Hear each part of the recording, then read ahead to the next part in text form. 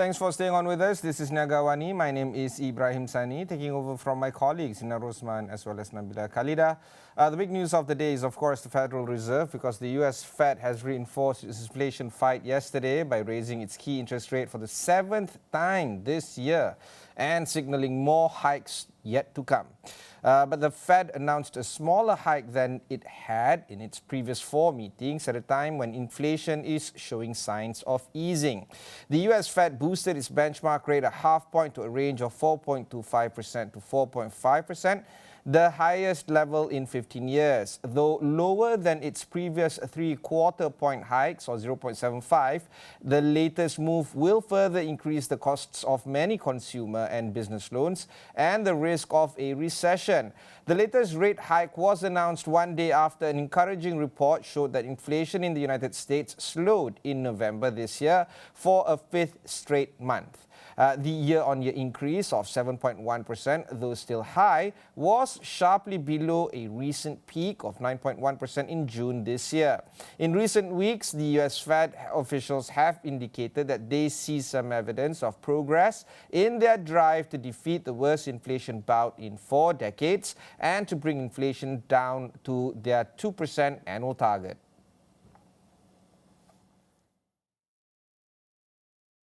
At today's meeting, the committee raised the target range for the federal funds rate by a half percentage point, bringing the target range to 4.25% to 4.5%. And we are continuing the process of significantly reducing the size of our balance sheet. With today's action, we have raised interest rates by 4.25 percentage points this year.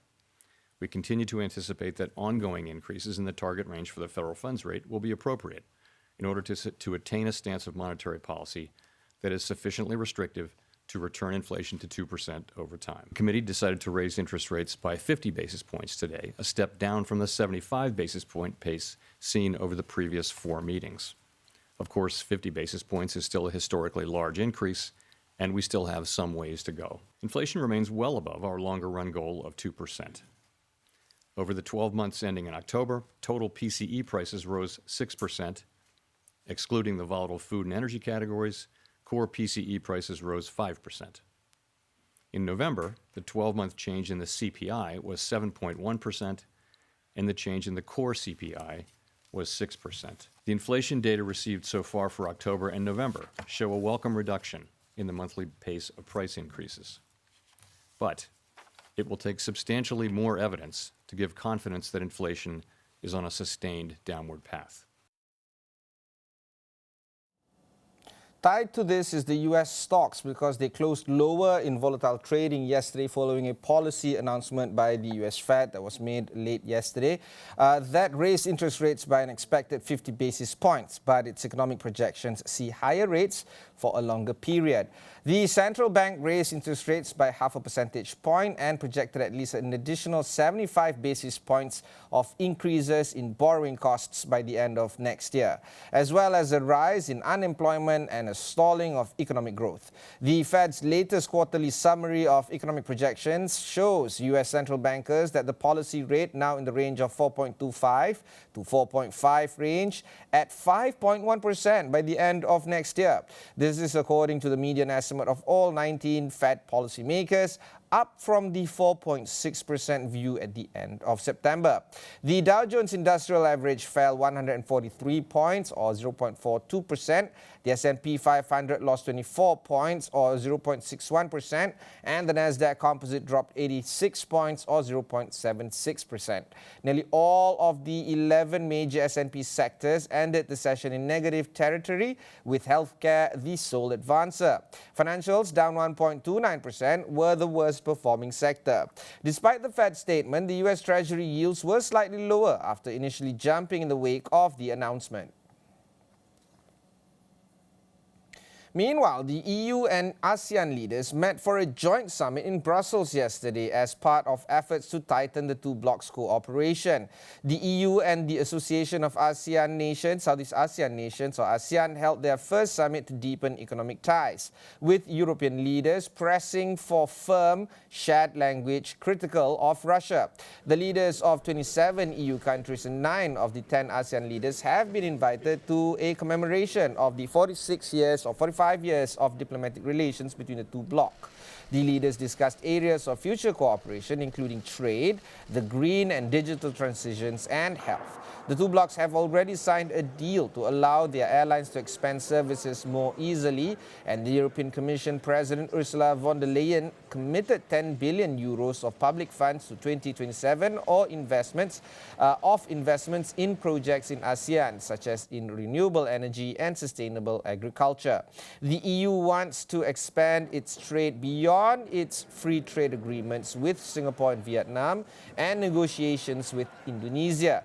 The regional groupings are each other's third largest trading partners.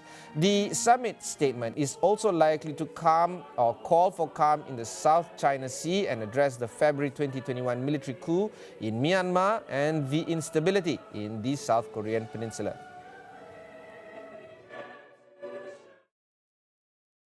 We can deepen our cooperation in security and defense across many areas, like transnational crime, maritime security, women in conflict, and peacekeeping operations. In particular, we can work together to improve cybersecurity and fight cybercrime. I strongly believe we can deepen our relationship in all these fields for the benefit of our people. And this deeper cooperation goes hand in hand with the EU strategy for greater cooperation with the Indo-Pacific region. We want to contribute to the region's stability, security, prosperity, and sustainable development. If we want to link our zones of growth, we need to upgrade our economies, upgrade clean energy, the digital infrastructure, from wind farms to solar power plants. We will support the integration of electricity infrastructure and electricity markets in ASEAN, and we will invest in trusted and secure digital submarine connections. We will cooperate on research and on academic exchange programs. And we will strengthen together the response systems for pandemic preparedness in ASEAN. So there's a lot of good work ahead of us for both Europe and Southeast Asia. Meanwhile, Huawei is in the news yet again because US lawmakers have introduced legislation that could cut Huawei Technologies Co. and other foreign firms from the world's largest financial system in an attempt to curb China's technological ambitions. The Senate bill, whose sponsors include Senate Majority Leader Chuck Schumer, a New York Democrat who would ban US companies from participating in significant transactions with foreign firms that produce 5G technology and engage in industrial espionage. If Huawei were so designated, it would effectively halt its access to U.S. banks. Senator Tom Cotton, an Arkansas Republican who also backed the bill, said they cannot allow Huawei and the Chinese Communist Party to have access to Americans' personal data and their country's most sensitive defense systems. The legislation comes amid broad support in Washington for finding ways to curb China's influence, and Huawei in particular. Last month, the Federal Communications Commission barred Huawei and other telecommunications firms, including ZTE Corporation, from selling electronics in the U.S. on grounds they pose a risk to data security. Beijing opposed Washington's distortion of the concept of national security. Chinese Foreign Ministry spokesman Wang Wenbin said the U.S. is ruining international rules.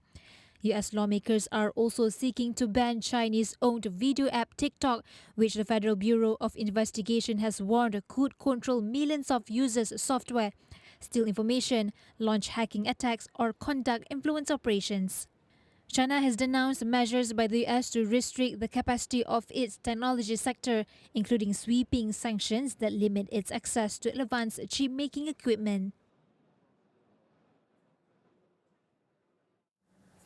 A bit of news on oil. This is because oil settled up more than $2 yesterday after OPEC and the International Energy Agency, or IEA, forecast a rebound in demand over the course of next year. And as US interest rate hikes are expected to ease further alongside slowing inflation. Brent crude futures settled up $2 or 2.4% to $82.70 per barrel, while the US WTI crude futures settled up $1.94 to $77 a barrel. Both contracts rose on a surge in diesel futures ahead of cold weather expected towards the end of the year. The Brent contract has returned to a backward-dated market structure whereby front-month loading barrels trade higher than later deliveries, which indicates worries about oversupply are subsiding. Sending bearish signals, the US crude oil stockpiles rose by more than 10 million barrels last week, the most since March 2021, buoyed by releases from the Strategic Petroleum Reserve and as refiners reduced activity. Looking into next year, OPEC said it expects oil demand to grow by 2.25 million barrels per day over next year to 101.8 million BPD, with potential upside coming in from China, which is the world's top importer.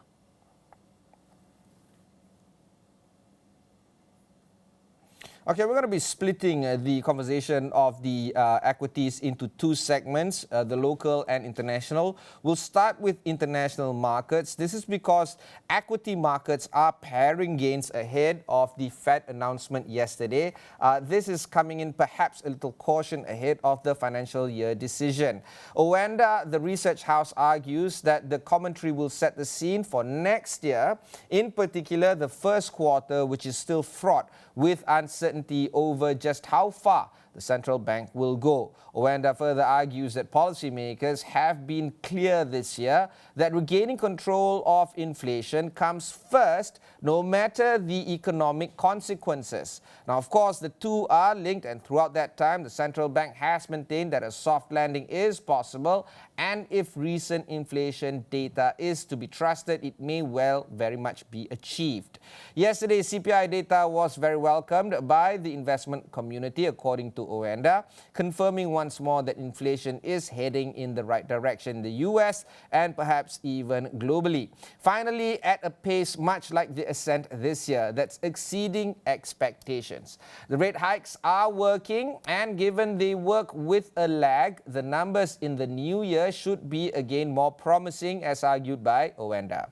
There will be an economic cost though, and the stubbornness of higher wage growth could pose a risk to the Fed returning inflation to target, which we all know and have been announced at 2% right now. But the last couple of CPI reports will help settle the nerves of the Fed, and attention next year may now shift more to not over-tightening. This is the argument that was made by Owanda. Now shift to a more not over-tightening. Now, this is increasing the idea of creating deflation risks and even supporting the economy.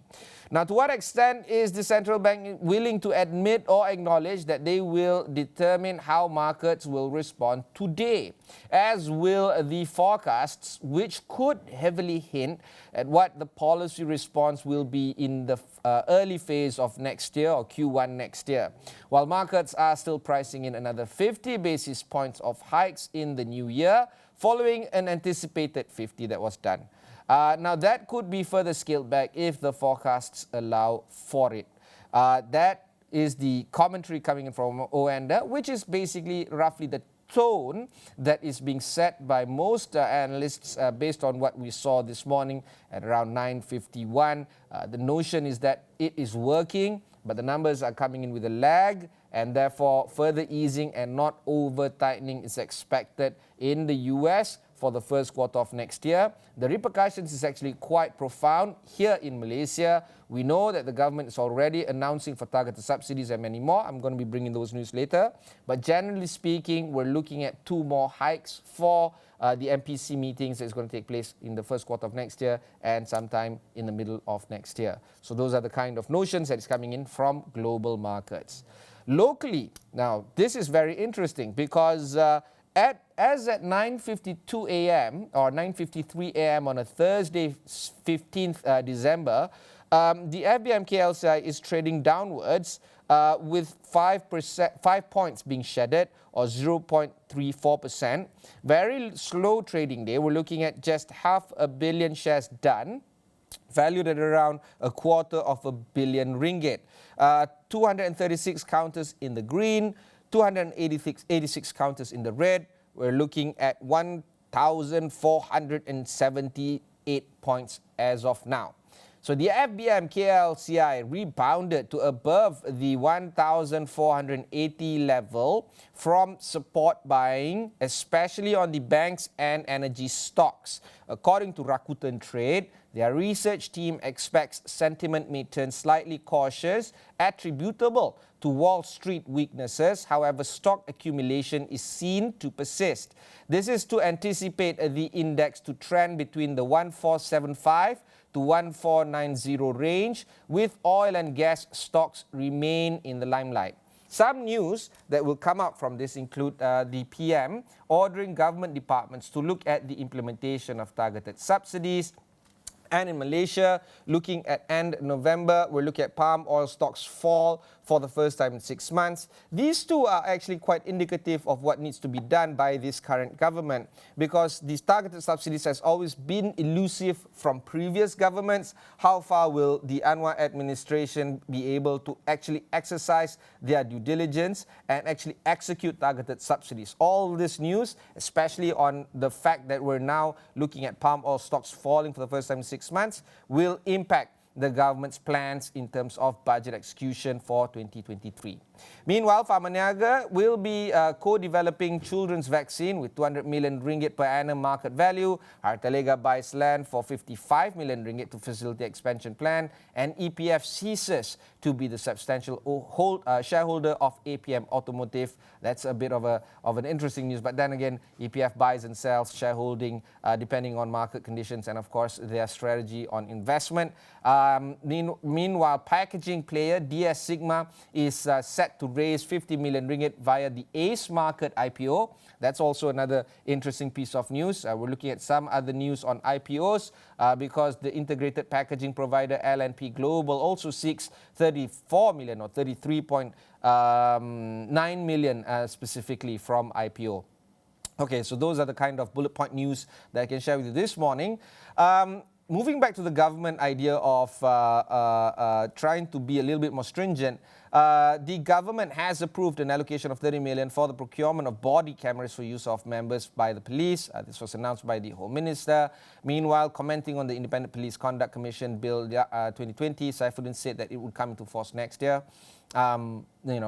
Perhaps some other news that would be of service of the Home Ministry is on how the wage structure for our servicemen is going to be increased. No news there yet. In the meantime, regarding the targeted subsidies, the idea here is to develop sustainable measures to implement targeted subsidies by taking into consideration the interests of consumers and the industries. And in a statement issued after chairing the NOCCOL, or the National Action Council on Cost of Living, Datuk Sri Anwar, who is also the Finance Minister, said that Malaysia must channel the bulk of the subsidies, which also benefits the super rich and conglomerates, towards supporting the B40 and the M40. And he argues that the small business owners who are particularly affected by the rising cost of living needs to be addressed. And of course, he used the TNB example, where almost 10 million consumers, but 10% of the 1 million of consumers are the conglomerates, which enjoy more than 50% of the electrical subsidies. Meanwhile, QPAX has urged all parties to respect the government's decision to end the service of Datuk Sri Shafiq Abdullah, the ex-DG of the Public Service, effective Monday earlier this week. In its statement, the President, Datuk Adnan Mat, said that the decision was made based on the findings of the investigation committee that was established, and all parties should respect and take this as a lesson and not make it a political issue. Meanwhile, the MCMC, or the Malaysian Communications and Multimedia Commission, issued 112 compounds totaling about 4.7 million to licensed and non-licensed holders over various offences. And MCMC will be in the news yet again because the new Communication and Digital Minister, Yang Berhormat Fahmi Fadzil, is expected to announce a slew of announcements, including one that came yesterday, saying that the 5G announcement is going to be brought into review. That is, of course, expecting some announcements regarding the status of Digital National Berhad, DNB, Ericsson, who is the 5G provider for DNB and therefore the nation, and the telco setup. All that news is going to come very, very soon. We expect that news to be coming in the next 2 weeks. Meanwhile, the Association of Banks in Malaysia, or ABM, has said that the banking industry is expected to fully implement the 5 key measures to combat online scams issued by Bank Negara Malaysia. And the 5 measures include migrating from SMS one-time password or OTP to a more secure authentication method. Bit lagging behind, if you ask me, in terms of what the banks are doing. Anyway, Malaysian mid-tier companies have shown resilience in creativity in managing their businesses throughout the COVID-19 pandemic. Matrade is expected to announce some data in terms of how the businesses world is going to perform for the fourth quarter, of this year. And of course, some news on palm oil stocks, because Malaysian palm oil stocks at the end of this year, for the first time in 6 months, production has slumped amid a slight pickup in exports. Data from the nation's palm oil board showed on 13th December, stockpiles in the world's second largest producer eased 4.98%, or about 5%, from a 3-year high in October to 2.3 million tons, according to MPOB. And MPOB also said that while the country's palm oil and palm oil products are deforestation-free, higher administrative and production costs as a result of due diligence following the new EU import ban may impact the industry, especially the smallholders, which ties in back to the conversation of ASEAN meeting EU, and our Deputy MITI Minister, Liu Chintong, is currently attending that meeting or that summit on behalf of the Malaysian government, deputizing Tengku Zafrul, which is the head of MITI or the MITI Minister, in terms of leading the negotiations on behalf of the government. So there's a lot that is going to be done in terms of the administration, and we are keeping it all there and keeping a track on all the conversations that is currently happening around the country, government as well as corporate Malaysia. Those are the kind of developments that we can bring to you this morning. I wish you all the best. It's near year end. We have elapsed 94% of the year, so do let me know, and of course do let the Niaga AWANI know in terms of how you are going to be spending the last 3 weeks of the year moving forward. We love to hear your views on the plans that you have for the final 2 or 3 weeks of the year. Just tweet to any of us on Twitter or reach out to us on all Astro AWANI's social media platforms. My name is Ibrahim Sani. One more day and then we hit the weekend. Have a great week ahead.